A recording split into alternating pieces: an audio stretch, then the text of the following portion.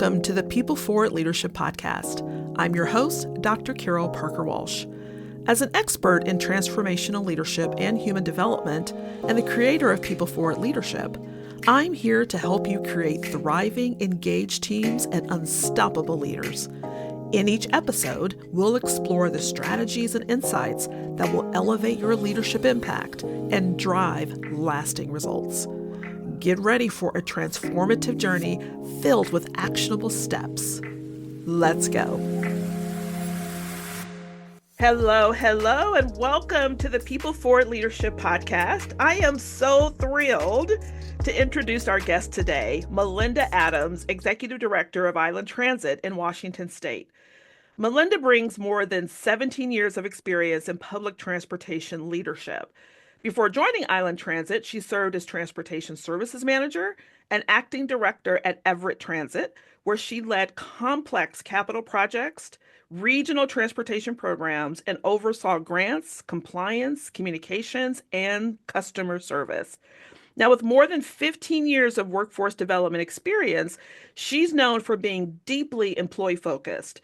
She's often heard saying, leadership begins with an investment in your people, focusing on their development in order to achieve the highest results for your organization and provide the highest level of service to your community. So you can see why she is the perfect guest for this podcast. A proud Island Transit resident, Melinda has served on the Regional Transportation Operations Committee, the Snohomish County Public Information Officer Group, and the Puget Sound Transit Executives Mobility Partnership. And she is known for her focus, creativity, and even a pretty healthy sense of humor when facing challenges. She is one of the growing number of female leaders who is serving as the Executive Director of Island Transit and joining a powerful wave of female leaders reshaping the future of public transit. Melinda, welcome, and thank you so much for being here. Well, thank you for having me. It's a pleasure to be with you today. I love it. I love it. So let's just dive right in. You know, in our People Forward work, we often start with vision because it defines culture, priorities, and the way leaders show up every day. So when you stepped into this role, what was the leadership vision you brought with you? And how has that served to create that vision for the next 2 years for Island Transit? Yeah, that's a great question, Carol. I tend to have a very employee-focused leadership style, focusing on the workforce here at Island Transit and rebuilding broken relationships between management and employees. Mm. At nearly 160 employees, I asked each employee to meet with me one-on-one and bring two problems and two solutions. I completed this during my first 9 months, and I continue to meet one-on-one with all of the new employees to continue to set the tone and culture of the organization. Now, this is definitely not a one and done type of communication style. It is important to me that our workforce know they can approach me at any given time, and I will be there with a listening ear. While it's important to remember where the agency was and where the employees have been, I have set a tone of having a very focused, result-oriented outcome. So I let them know, we're going to understand where you've been, but we're going to look forward to where we're going. And so what I asked each and every one of them was to bring those two problems and two solutions, because we want to be solution focused. I believe that strengthening the internal core of the agency is what will flow into our community. Our employees are very community focused here on the island, and it's a mainstay of our existence. The employees are committed to the rural community. That's awesome. I love what you talked about. I mean, the idea of coming in and meeting one-on-one, creating a space, an opportunity for people to get to know you, showing that you're an approachable leader is amazing. But I also love that you talked about that you're results oriented, so bring the problems, but bring the solutions. But you kept people still moving forward and facing forward. So that brings up to me a question about just even your own leadership style. And what is the importance that you think self-awareness plays in being a good leader? Because you clearly came in with an idea for the vision and the culture of the organization, and you welcomed input from the people around you. But how does your own leadership style play into you creating that kind of environment and, meeting with the individuals and getting those two problems, two solution conversations that you have with everyone? Yeah, I think it's really important as I look at leadership style, that self-awareness factor. It's critical to be aware of oneself and to be able to relate with compassion and humility. Having a humble nature, I think, is critical to success in leadership. There's a phrase that's often used, servant leadership. I think it's critical to listen before speaking, internalizing and contemplating what you're hearing from the employees. I wanted to create not a platform for complaints, but a platform for introspection and looking at what those solutions could be. The leader that I was 30 years ago is not the leader I am today. It's a continual growth opportunity. And I think that as my younger self, I might have been more interested in what I could contribute, whereas now I'm interested in what my people can contribute and really leaning in on them, knowing that as a leader, you're as good as your people make you. You really have to center in on them because it's us working together as a team that's going to help push this organization forward and serve our community. Wow, I think that's just a brilliant answer. I hear you saying, or just, kind of jotted down that you moved from an I to a we kind of leadership and really thinking about your people. Love the term of servant leadership and compassion and humility because, and I think it's so important because so many leaders confuse what leadership is and they think that it's all about them and what they do and they think in order to have compassion and humility that somehow or other it means you're not a strong leader. Mhm. And it's so clear in how you came in the door, how you created the culture and set the vision for the organization, in what you said about, listen, I want to hear what happened in the past, but we definitely want to look in terms of how we're moving forward in the future. So you combine that compassion and humility by having those conversations and listening to what they had to say and listening to your people, but still saying, okay, but let's move it together and let's focus on the results that we want to deliver as well. So that compassion and humility that doesn't mean you're not a strong leader, that you're not a Right. results driven leader, or that you're not going to get things done as a leader. So I love that combination. Yeah, thank you. I think it's really critical in moving forward. You have to add that human aspect, and I think that helps as we grow in our careers and we age and we look at the past and then look towards the future. And we're as good, like I said, as our people are. Yeah, I love it. So good for leaders to hear. So, psychological safety, I know, is very foundational. When you're trying to come in and you're building trust and raising morale with an organization, and I know without it, trust can erode and people won't take the risks needed to really grow and move to the next level. So, given some of your past challenges with morale and trust, what were some of your first steps that you took to build psychological safety across Island Transit? Sure. I'm a person of integrity. I think integrity is critical as a leader. And so walking my talk, doing what I say I'm going to do, following through, being accountable, being human and compassionate while leading with strength and purpose. We all make mistakes, so I'm the first one to admit it. I'm not afraid to do that in front of my folks. We're all human, and I think we just really need to meet people where they are, keeping my door open to conversation with all of the employees, letting them know it's not that one and done, but that they can return here. Now, this is not to say that I have all the time in the world because that'd be ludicrous, right? We don't. Uh, we're busy, and so I have to set that time aside. But to me, that is a number one priority, is meeting with those folks to be able to gain that trust, that confidence. And you can only do that over time and with consistency. Spending time in their specific work groups to learn and understand how they accomplish their work. I am not the know all be all, right? I want them to show me what they do, what they excel at. And it helps them to take ownership when we want to make changes. Then we do that together versus just in a directive approach. I believe in riding buses, spending time not only with the dispatchers and operators, but also our customers.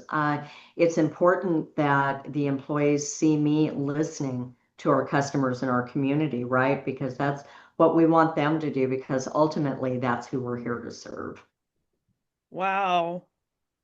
That's awesome. I mean, what a recipe for that. I mean, I heard integrity, walking the talk, accountability, listening, being having a human focus, but still leading with strength, meeting people where they are, making change together. I love that. That if we're going to do change, let's like join hands and do it together.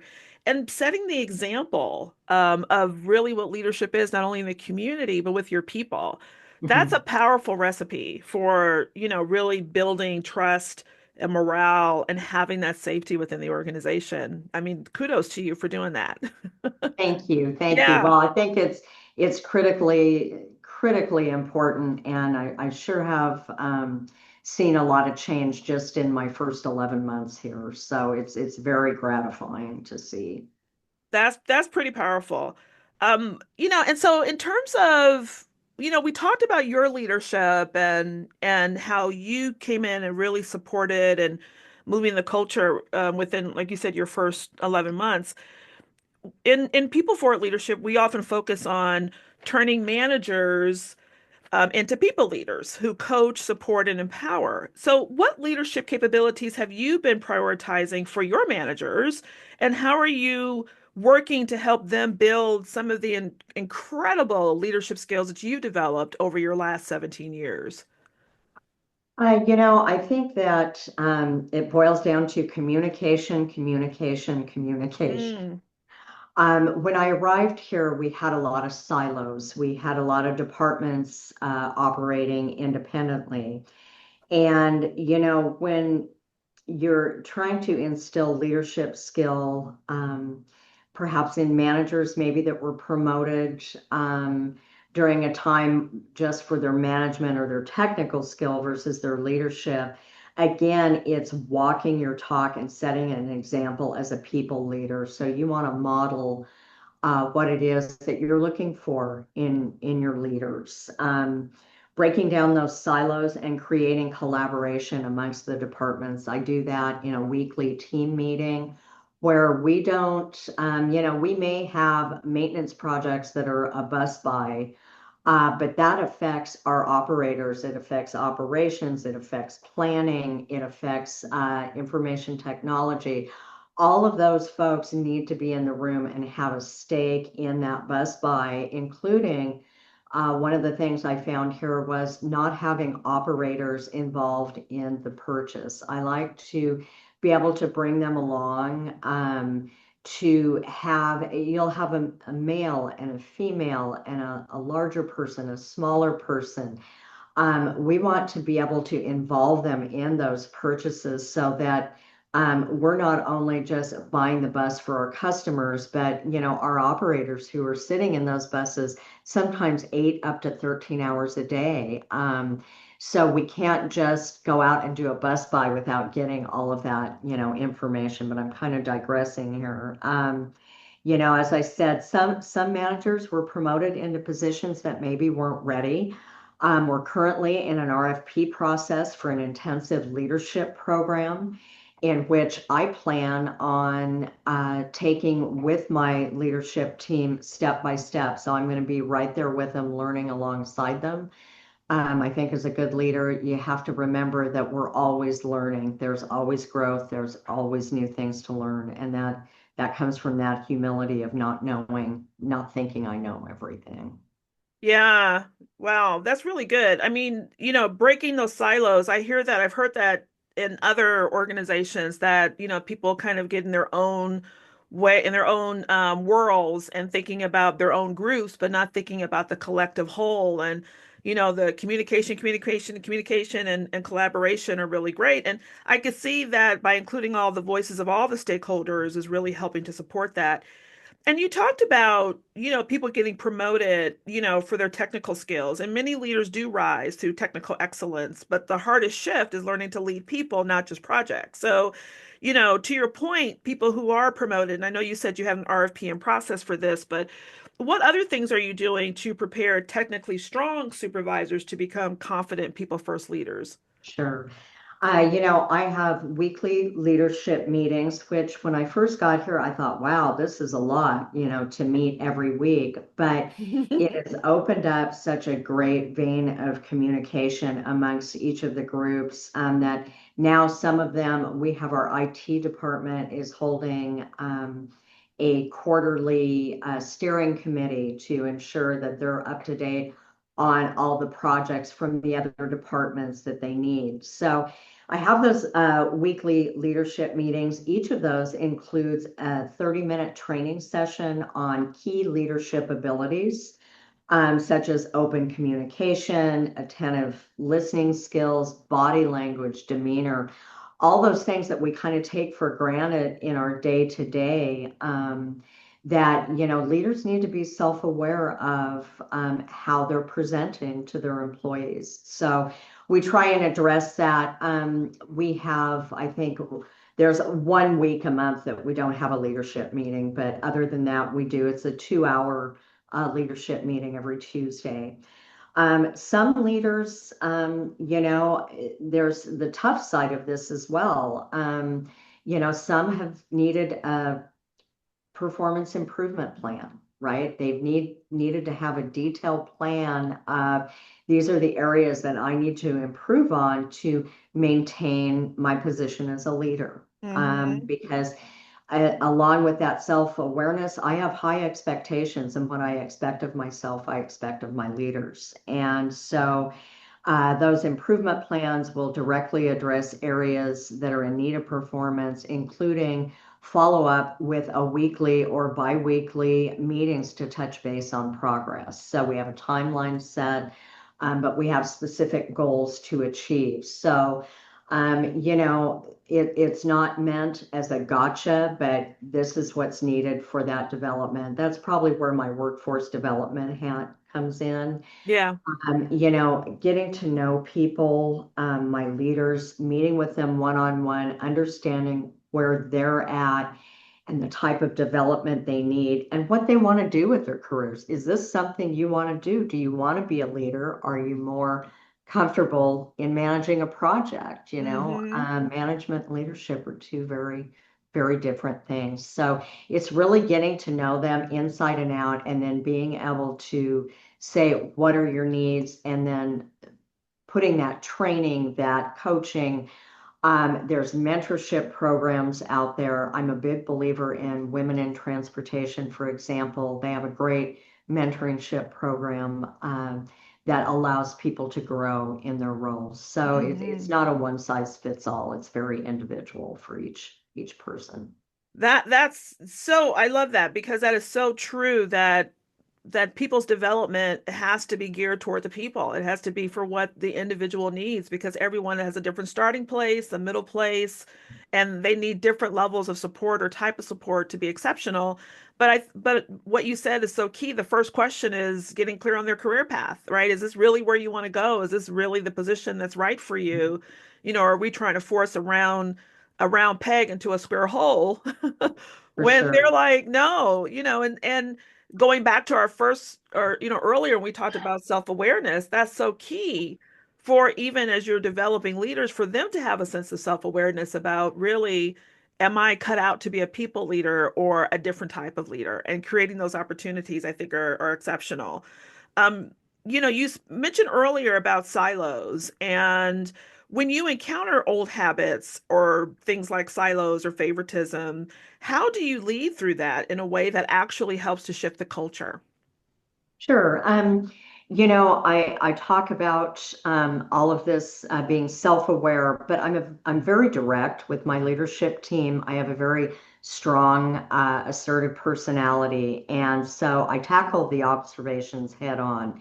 A lot of times, this is having uncomfortable conversations. I may use role playing or discuss in our weekly team meetings to garner support from other leaders on the team who can also provide insight.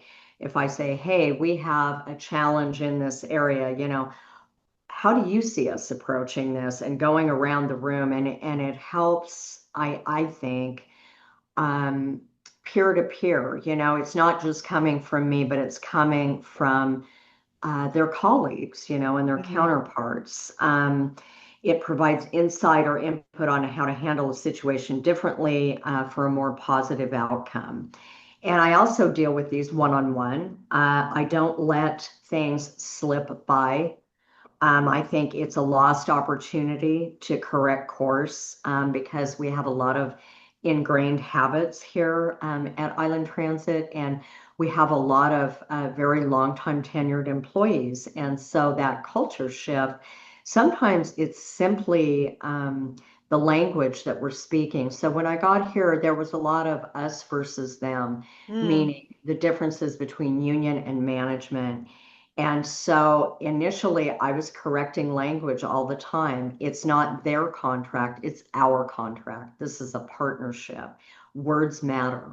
hmm And our employees hear those words. And so, they probably thought I was a bit of a mom at first when I said, I'm going to do a little self-correction here because we're going to look at this in a new way. I have a zero tolerance policy for favoritism, bullying, or harassment of any management staff, or of any kind, excuse me, and that was a huge problem here at the agency. I'm very direct with the staff that have been employed here during the prior administration.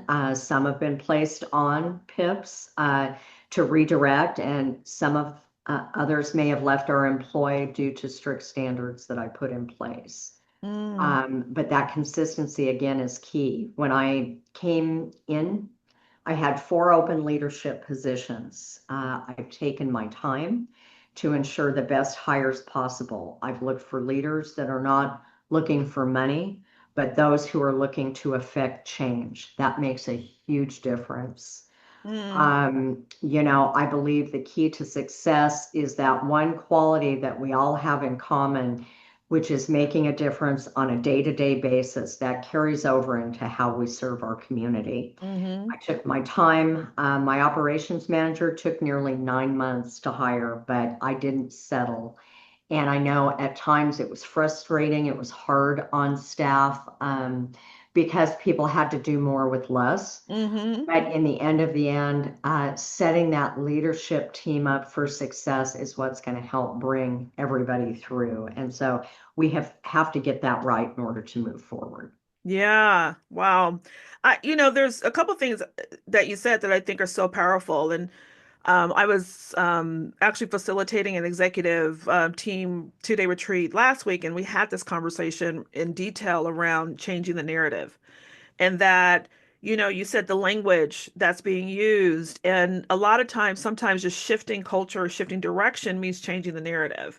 It means that we can't keep saying the same thing and expecting a different outcome or a different way of thinking and being if we Sure. keep reiterating the same thing. And so I think that is so fabulous that you shared that about really shifting the language and the narrative being really important about on the pathway to changing habits, but also tackling things head on, and I really just want to emphasize that because often I believe some leaders think being a people leader means being soft and being in constant conversation or begging people to do things that are right, or hoping for the best, and that it's not hands-on leadership, that it's not the tough conversations, the direct conversations, the tackling things head on, like you said, that listen, I asked, I listened, we set a new tone, we have a new narrative, but if you don't follow through, we're going to make some decisions, which include performance improvement, letting you go, or rehiring someone else. So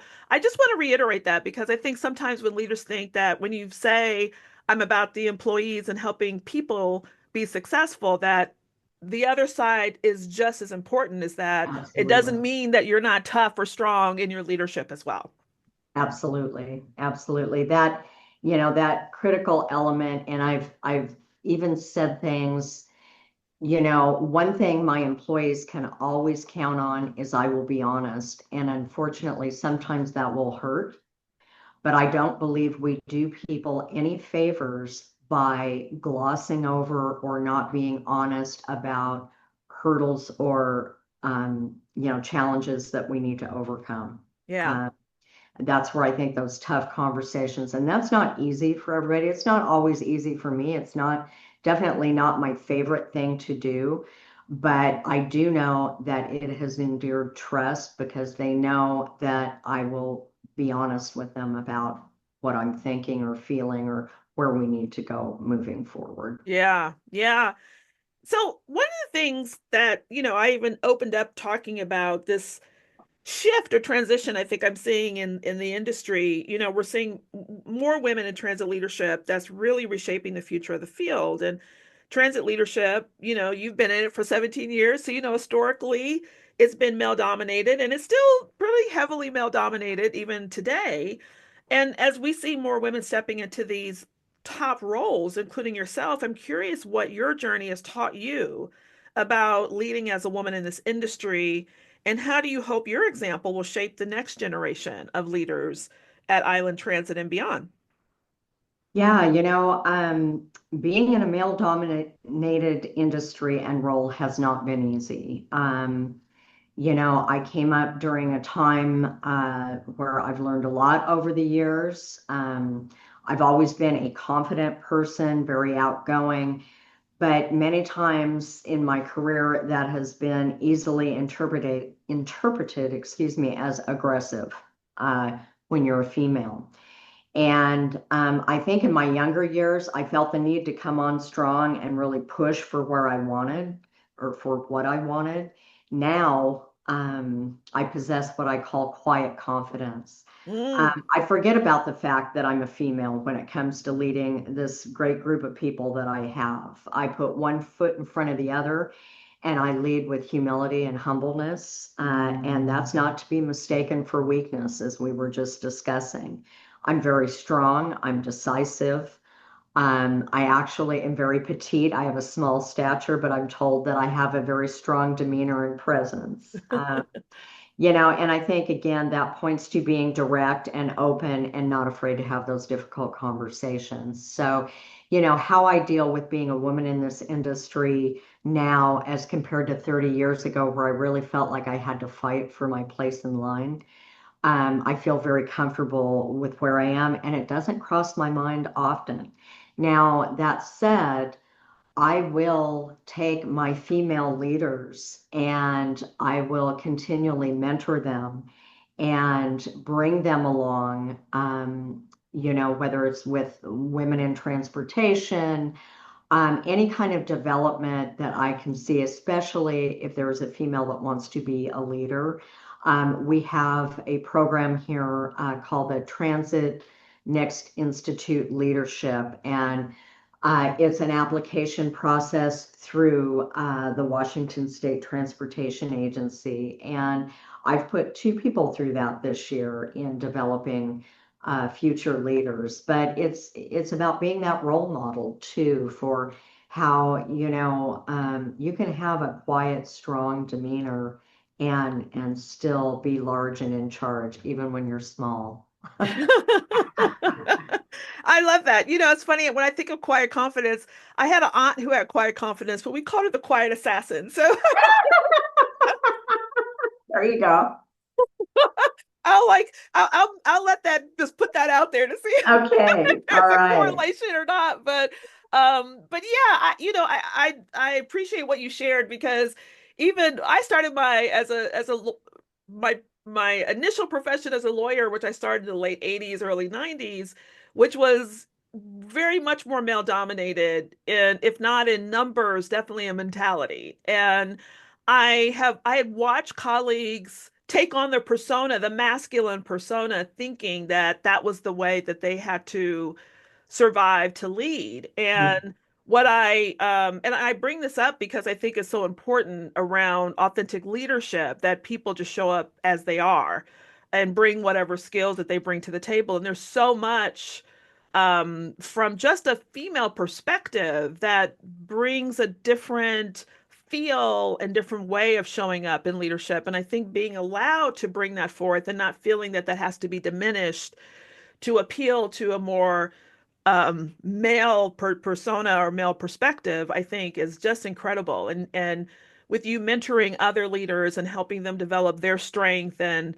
helping them develop their own leadership, and just even in your own leadership in the industry as well, I'm sure it's a great example and role model for people to see because representation matters. When you see someone like you, it gives you an opportunity to say, oh, I can show up with compassion and humility, but strength and quiet Mhm. confidence, Sure, in the way that I sure. lead. Yeah. And I think as I grew up in the industry, in my previous position, I never left my career in anyone else's hands. I made sure, and part of this may have come from my workforce development background, but I made sure that I was a needed entity. I made sure that, I was taking on committees, groups, being involved with the city of Everett in different aspects. And, I was not afraid to go to HR and say, hey, I need my position reevaluated. I think I'm here, right? And that was a very assertive, borderline aggressive approach. But I think as a woman, especially in a male-dominated industry, especially at that time, this was pre-COVID, it was really important for me to take a firm stance because I was really surrounded by male colleagues. And Hmm. because I was in compliance with grants and compliance, I, gained a reputation of being very rigid because I was very concerned with ensuring our taxpayers were getting their due day with making sure we're spending the money properly. And so that meant a lot of times I was saying no, no, no. And I was considered very rigid, but it was part of the role that I played. So Hmm.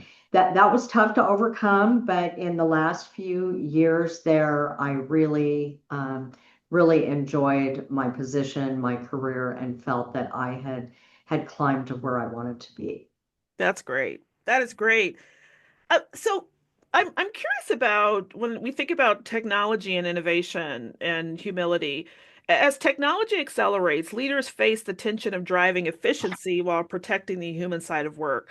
With new tools and technology coming into transit, how do you balance this efficacy with the need to keep the workplace deeply human? Yeah, we kind of have a repeating theme here, I think, again, about meeting people where they are and continually striving for that open communication. It's okay to be scared of technology. And I think that when we approach that, let's share that together and then overcome it together. Because I know here on the island, we have people at varying levels of technology. When I came in, we actually still had a virtual system, and I thought I stepped back into the 1980s server room when I got here, and I was like, oh boy. So, and there was quite a bit of resistance to that change, right? To move in to the 21st century. And I'm happy to say that within the first 9 months, we're all on PCs now. Our technology's advanced. I did a technology audit, and then we as a team and our IT department moved forward together, implementing that with the rest of the staff. But it's okay to be scared of that. Technology is here to stay, and it moves forward at a really rapid pace. I think as leaders, we need to be empathetic to the fact that people learn at different rates, and comfort levels can be very different Mm-hmm. to technology. So it's critical to maintain that human aspect. After all, the communities we serve are in fact just that. They're human, and our interactions with our customers must keep that front and center. So, it's a true balance, but I think, admitting to my IT department, hey guys, you're going to have to teach me this. I'm not there yet. I don't know what this is. That lends that human aspect of me not knowing everything and needing help, right? We all need help. Yeah. We're born imperfect. So, Mm-hmm. we can all use that extra helping hand. So, I think by expressing that vulnerability with one another, I think that really helps to keep it deeply human. Yeah. Yeah. Yeah. That's great. So my last question is, great leaders don't just manage organizations, they call others to action. And I know you've been working to build a pipeline and you're mentoring the next generation of leaders both inside and outside of Island Transit. So if you could send a message to transit leaders everywhere about why people forward leadership matters now more than ever, and the way to do it in a way that's really effective and delivers results within your organization, what would you say? I would say people-centered leadership matters because it empowers employees, fosters collaborative, trusting environment, increases their productivity and engagement, and ultimately leads to better outcomes when you value people over projects. By prioritizing empathy and self-awareness, I think you spur individual growth, and leaders build stronger teams, cultivate innovation, and create more fulfilling work experiences. Wow. Well, there you have it. I love it. Empowering employees, fostering collaboration, increasing productivity, and leading to better outcomes. Wow. And fostering a better collaborative environment. That's a great recipe. It truly is. And I certainly strive for that. Do I do that every day? Absolutely not, because we're all human, right? And Hmm. um, this is all a growth and learning experience, but I think that human aspect is definitely what leads to the people-centered leadership. Fabulous. I love it. I think that is a great way to end the podcast. Melinda, I want to thank you so much for joining us today and sharing your vision for your culture at Island Transit, the work that you've done and the work that you'll continue to do. And for leaders listening, remember all of the incredible nuggets. We're definitely going to have a lot of that in the show notes. And fundamentally know that when you invest in trust and self-aware managers and a culture that puts people first, you just don't improve performance, but you really help to build organizations where people want to stay and thrive. So, Melinda, I want to thank you again for joining me today. Well, thank you so much for having me. It's been a pleasure. Awesome. So, this episode of the People for It Leadership Podcast is powered by our team at Parker Walsh Consulting Group. We help organizations elevate leaders, strengthen teams, and build cultures where people want to stay, grow, and contribute. So, until next time, keep leading people forward. See you soon. Thanks for tuning in to the People Forward Leadership Podcast. If you're ready to implement the insights and strategies shared in today's episode, schedule a call with our team to explore how we can help you drive talent retention, boost engagement, and develop extraordinary people forward leaders in your organization. Plus, be sure to visit our website to access additional resources that will support your growth goals. Until next time, keep leading your people with purpose and confidence. And remember, when your people thrive, organizational success is inevitable.